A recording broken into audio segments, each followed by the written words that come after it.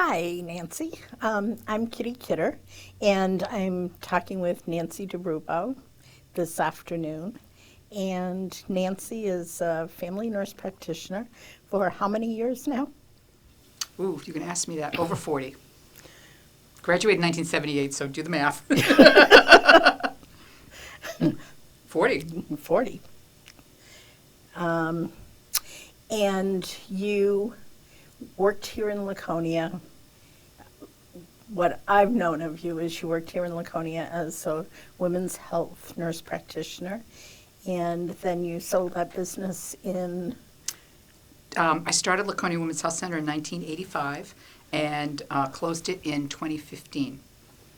Yeah. okay, and you now have a travel business. Right. I own Travel Health of New Hampshire, which I started in 2008 with the idea that it would be my transition business, something I could do part-time. Great. But I started in Massachusetts and thought that politically it would be more advantageous to stay in Massachusetts in terms of how vibrant the nurse practitioner community was back then, only to, in 1978, get married, and my husband had a job offer up here in Laconia, and that's how I ended up in New Hampshire. And if it wasn't for that, certainly the opportunities I've had and you've had being in New Hampshire far exceed anything that I would have been able to do if I'd stayed in Massachusetts. Right. And that's exactly where I wanted to start. I wanted to start with what were the early days like? What was practice authority back when you started? Do you remember? Do I remember?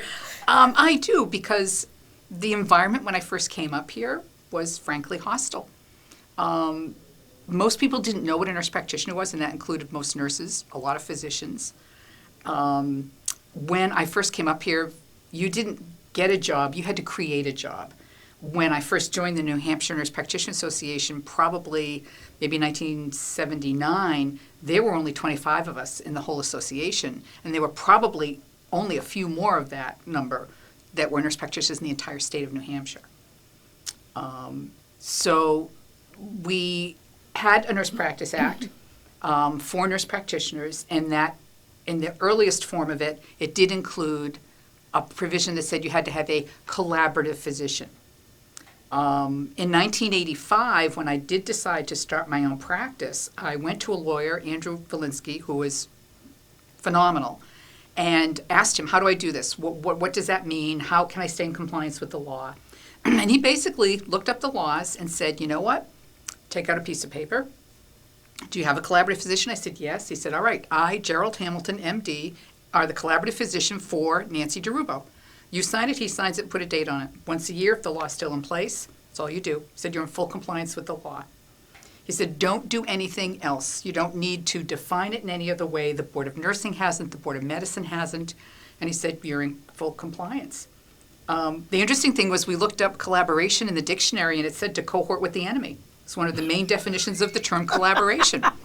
And that's what it felt like back then. But soon we were able to eliminate that, which was fantastic. Right. Yeah. But Jerry was one of our strongest supporters. Supporters as a physician, absolutely. Absolutely. A great man.